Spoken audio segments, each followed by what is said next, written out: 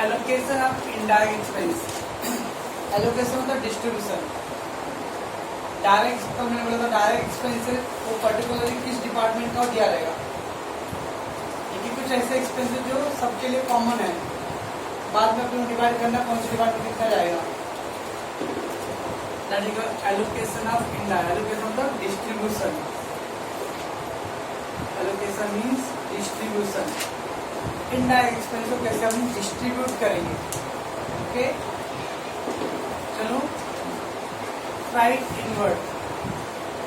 अब freight inward मतलब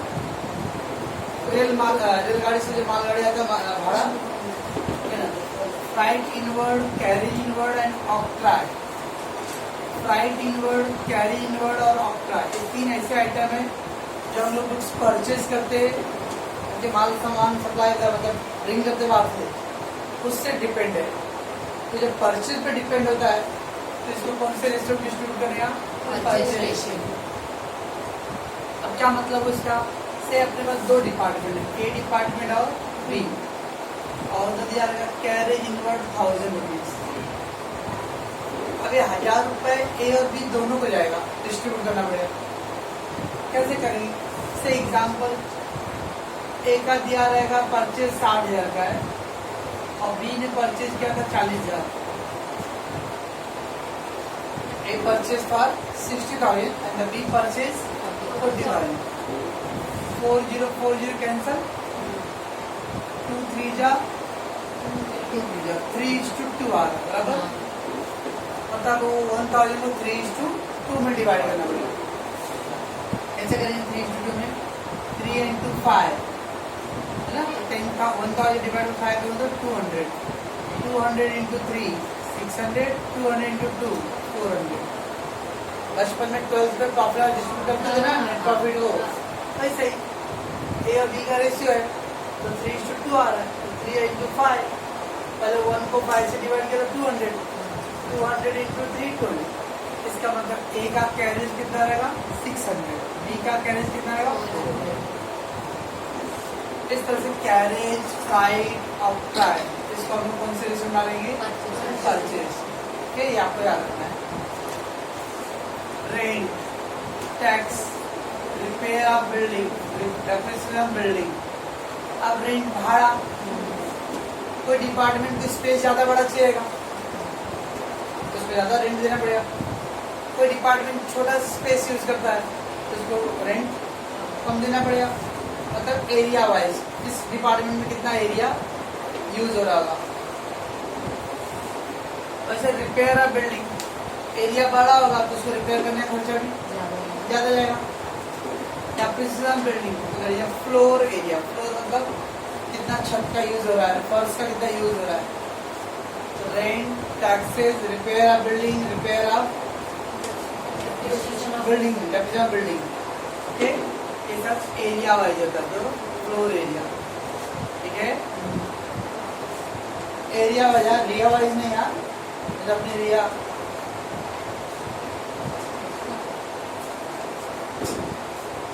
lighting and power, अब कितना लाइट यूज हो रहा है। मैंने कल आपको बोला था एक पंखा उस साइड एक पंखा इस साइड यूज कर रहा हूँ, नंबर ऑफ पॉइंट्स, 2 लाइट उधर 4 लाइट उधर।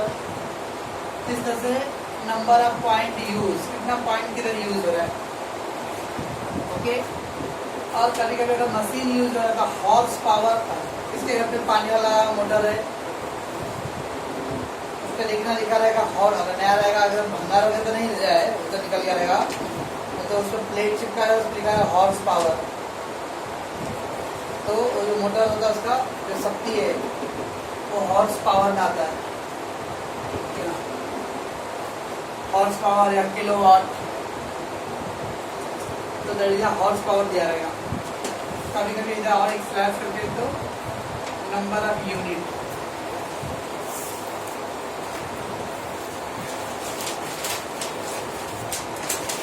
Number of unit used, number of unit use मतलब अब इलेक्ट्रिसिटी है तो मीटर में आता है कितना यूनिट यूज हुआ, है ना, तो यूनिट के हिसाब से। इस तरह से पावर, लाइटिंग और पावर को कौन से यूज में करेंगे, अगर क्वेश्चन में पॉइंट दिया रहेगा तो पॉइंट के हिसाब से करेंगे। क्वेश्चन में हॉर्स पावर दिया तो we will use horse power, question में दिया रहेगा यूनिट तो वी विल यूज वाला यूनिट। सब क्वेश्चन कुछ दिया नहीं रहेगा, ऐसे कैसे सवाल दिया रहेगा, सवाल ही नहीं दिया रहेगा। तो लाइटिंग पावर क्या है? Number of point, horse power और number of unit. Then depreciation, repair of material, depreciation and repair of building था, building of the area, कितना बड़ा एरिया यूज है। अब depreciation repair of मशीनरी है, मशीन का depreciation, मशीन का repair, value of assets, value of कितने value का असेट यूज हो रहा है किस डिपार्टमेंट में, machine, equipment, value of machine, value of equipment. कहीं पे ज्यादा हाई अमाउंट का मशीन होता है, कहीं पे कम। और जैसे CT scan hospital, MRI CT scan और मशीन देखे हो, पेशेंट को बड़े बड़े मशीन जैसा होता है। ओके, अब वो हैवी हैवी मशीन यूज हो रहा है तो अब उसका खर्चा भी ज्यादा रहेगा, है ना। तो that is value of assets. और ब्लड प्रेशर मापने का मशीन देखे हो, इतना बड़ा होता ना, उसका खर्चा भी कम है, पट्टे वाला, तो उसका खर्चा भी कम रहेगा, बराबर ना। कि जो मशीन ज्यादा बड़ा रहेगा तो खर्चा ज्यादा रहेगा, मशीन कम छोटा तो छोटा है, कम अमाउंट का है तो कम खर्च होगा। तो डेप्रिसिएशन और repair of machinery, value of assets, value of machine, value of equipment. आपने इंश्योरेंस किसका लिया है? इंश्योरेंस मैंने ऐसे मशीन का ले लिया हूँ, कभी मशीन कभी शॉर्ट सर्किट हो गया या कुछ हो गया, तो जब मशीन में इंश्योरेंस मैंने मशीन का लिया हूँ तो मशीन के वैल्यू के हिसाब से एसेट्स। इंश्योरेंस मैंने गोदाम में जो स्टॉक रखा हुआ इसका लिया हूँ, कौन से डिपार्टमेंट का कितना स्टॉक है, value of stock. Insurance of workman company, worker लोगों के लिए आपने इंश्योरेंस कराया है, किस डिपार्टमेंट में कितने वर्कर काम कर रहे हैं। बहुत सारी कंपनियां वर्कर लोगों के लिए भी इंश्योरेंस करा के रखता है, कुछ हो गया तो नंबर ऑफ वर्कर है, नंबर ऑफ वेजेस, यानी अमाउंट ऑफ वेजेस। ओके, वैसे कैंटीन फैसिलिटी, कुछ कंपनी में ओवर टाइम होता है, ओवर टाइम सुनिए, वो ठीक करते हैं, क्या जाएगा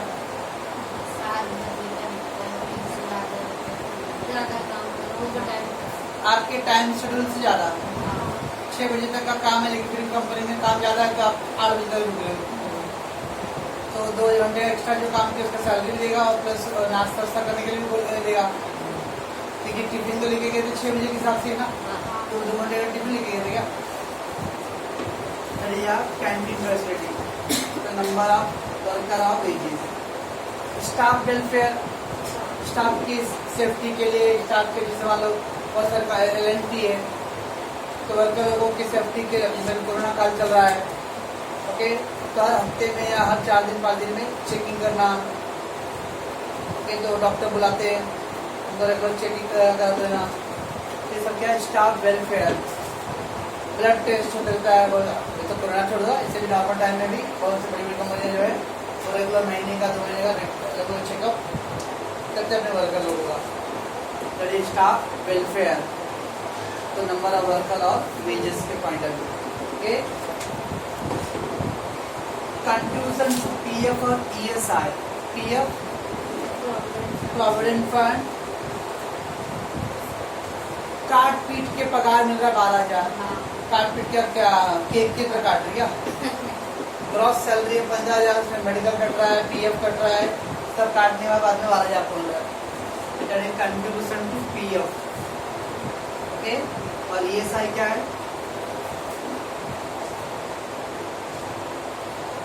एम्प्लॉय स्टेट इंश्योरेंस स्कीम, कामगार हॉस्पिटल सुने हो, एमआईडीसी कामगार हॉस्पिटल सुने हो, बूढ़ लोग हो रहे जिन्होंने मोबाइल में सड़ते होते बैठ डिग्री कॉलेज में लोग, कामगार हॉस्पिटल सुनिए, पागल लड़की 4 दिन है मैडम, बंद नहीं हो गया है, वो काम चल रहा था जैसे कुछ दिन के लिए टेम्पररी बंद था, लेकिन एक विंग चालू था तो दूसरा विंग का काम हुआ तो पहला विंग चालू था, ऐसा हुआ तो पूरा बंद नहीं हुआ सकता, बहुत फिक्स है।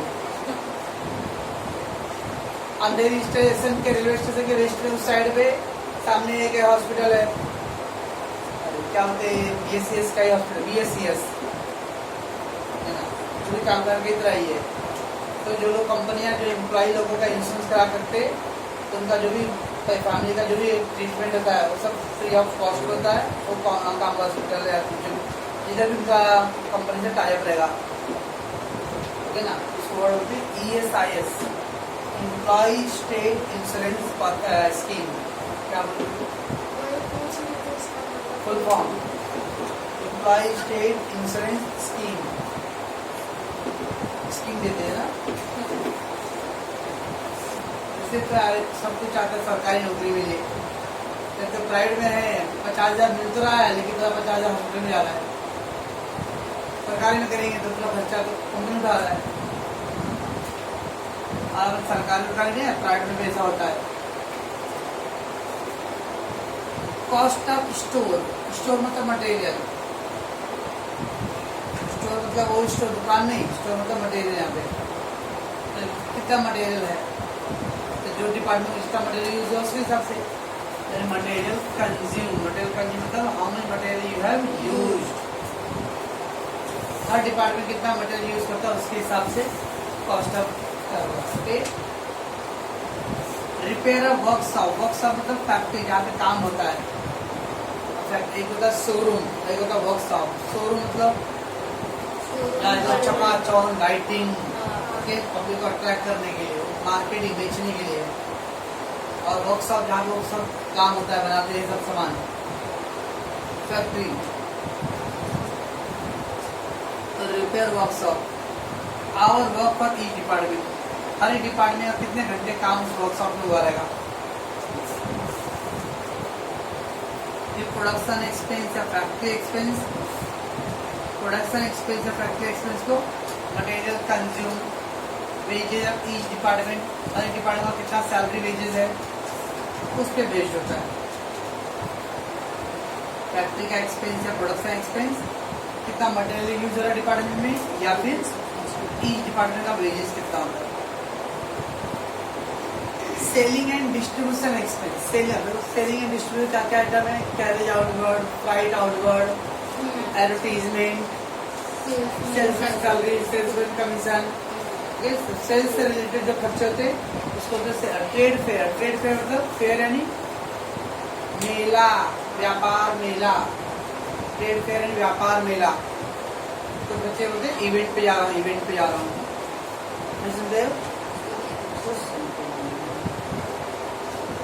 कोई नया प्रोडक्ट लॉन्च हो रहा है, ओके, तो बच्चे जाते हैं इवेंट में, तो उनको कस्टमर को प्रोडक्ट के बारे में खाली ब्रीफ करना पड़ता है कि हाँ ये ऐसा प्रोडक्ट ये है। वो उसको बोलते हैं event.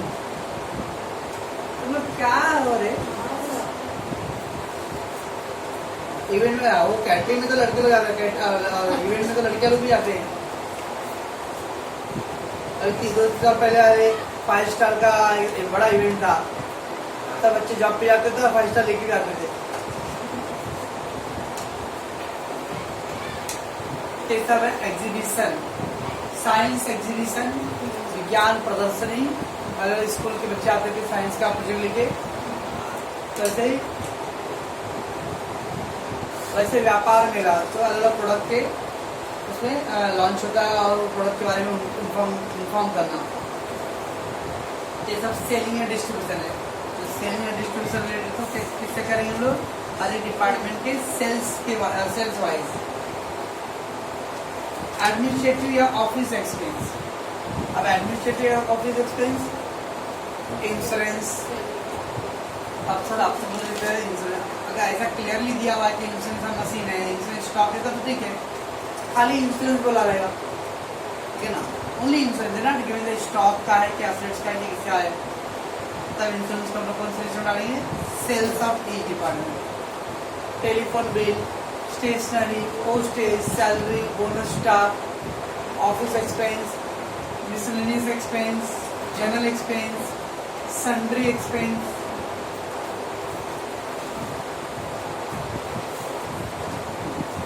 Sundry, miscellaneous, general, office expense, ये सबको सेल्स ऑफ ईच डिपार्टमेंट या सैलरी वाइज है।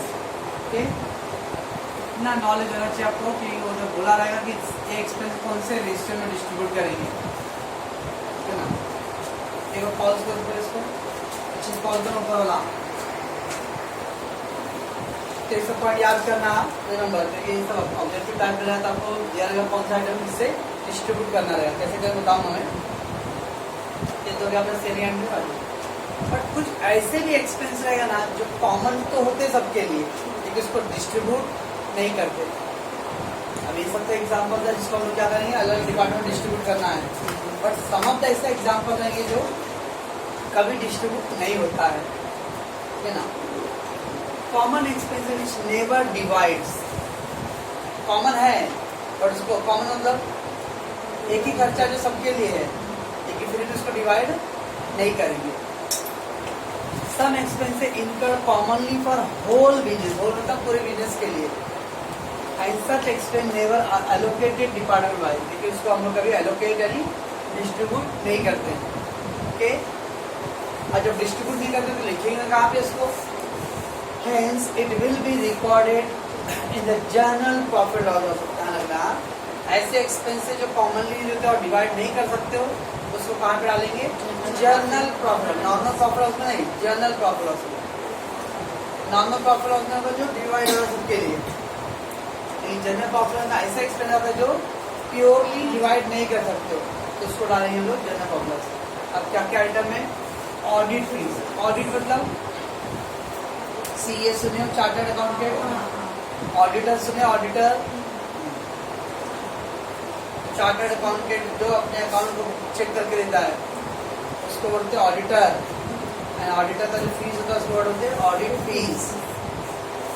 अब कोई भी कंपनी में मान लो अगर 5-6 ब्रांच है, डिपार्टमेंट है, तो क्या सबका ऑडिटिंग अलग अलग कराएगा, मैं इस क्लास का ऑडिटिंग कराओ, फिर उस क्लास का ऑडिटिंग, कंप्यूटर क्लास का ऑडिटिंग, सबका अलग अलग अलग फीस देना पड़ेगा मेरे को। तो मैं चाहूँगा कि एक ही ऑडिटिंग में दोनों काम हो जाए मेरा, तो कोई भी ऑडिटिंग अलग अलग नहीं कराता है, एक ही साथ आए हैं साहब। चलिए चलिए चलता है होटल पैसा। तो some expense incurred commonly for the whole business, sorry तो क्या था, ऑडिट फीस। वैसे लीगल चार्ज, वकील लोग का खर्चा, बड़ी बड़ी कंपनियां में मैं बात नहीं करूँगा, मेरे वकील से बात करो पहले, तो हर कंपनी वकील को रखता है, तो वकील का खर्चा, वकील ऐसा रहेगा क्या 4 डिपार्टमेंट 4 अलग वकील अपॉइंट करूँ, वो कंपनी का वकील है, वो कोई भी केस हैंडल करेगा अपना, that is legal charges. Interest loan, अब रिलायंस कंपनी लोन लेगा, कैसा बोले मैं अंधेरी ब्रांच के लिए ले रहा हूँ, वो लोन लेगा, बैंक ये नहीं बोले तुम कौन से ब्रांच के ले रहे हो, कौन लिया, रिलायंस कंपनी लिया, है ना, तो that is interest loan. Goods loss by fire, goods loss by theft, goods loss by accident, goods चोरी हो गया है, ये सब एबनॉर्मल आइटम होते हैं, इतने सारे आइटम है, audit fees, legal charges, interest loan, goods loss by fire, theft, accident, और एक होता है comprehensive insurance policy, comprehensive plan means what, यहाँ आपने इंश्योरेंस असेट्स के लिए अलग से लिया, स्टॉक के लिए अलग से लिया, वर्कमैन के लिए अलग से लिया, ओसी में था इंश्योरेंस चैप्टर अपना 12th में, fire insurance, marine insurance, life insurance, तो क्या फायर के अलग से ले लो, एक्सीडेंट हुआ तो उसके अलग से ले लो, चोरी होता अलग, सबका अलग अलग लेके बैठो, उतना पेपर वर्क भी होएगा, उतना खर्चा भी बढ़ेगा, तो मैं चाहता हूँ कि एक ही ऐसा प्लान में ले लूँ कि उसमें सब कुछ कवर हो जाए। आपने अगर फायर इंश्योरेंस का लिया और फायर तो नहीं हुआ लेकिन चोरी हो गया, तो कंपनी क्लेम नहीं करेगा क्योंकि आपका पॉलिसी क्या था, फायर का था। मरीन इंश्योरेंस समुद्र वाले जहाज कर लूँगा, पानी में डूब गया तो, लेकिन डूबा नहीं, आग लग गया, है ना, तो इसलिए मैं चाहूँगा कि एक ऐसा प्लान ले लूँ जिसमें कोई भी केस आए वो उसमें क्लेम हो जाए मेरा, उसको वर्ड बोलते हैं कॉम्प्रिहेंसिव प्लान। तो कॉम्प्रिहेंसिव इंश्योरेंस पॉलिसी बढ़ाया रहेगा तो ये जर्नल जाता है क्योंकि सबके लिए एक साथ है। Comprehensive insurance plan mega plan, it include all. तो कौन कौन आइटम जो जनरल प्रॉब्लम में जाएगा, audit fees, legal charges, interest loan, goods loss by fire, theft, accident और कॉम्प्रिहेंसिव इंश्योरेंस प्लान। ये 4-5 आइटम है जिसको हम लोग डिस्ट्रीब्यूट नहीं करेंगे, इसको डायरेक्ट कहाँ लिखेंगे, general profit and loss account. Okay, और कीजिए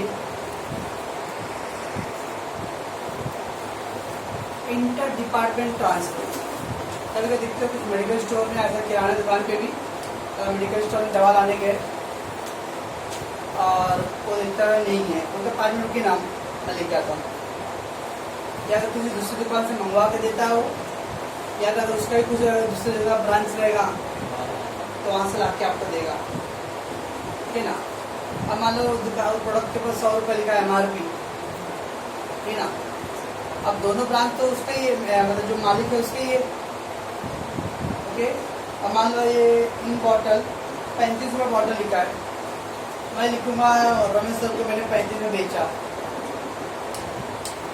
तो रमेश सर को 35, 30 का मेरे को मिला, मैंने 35, 5 रुपये में उमेश सर को प्रॉफिट, 5 रुपये रमेश सर को लॉस।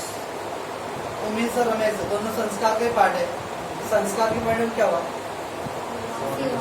लॉस हुआ। कैसे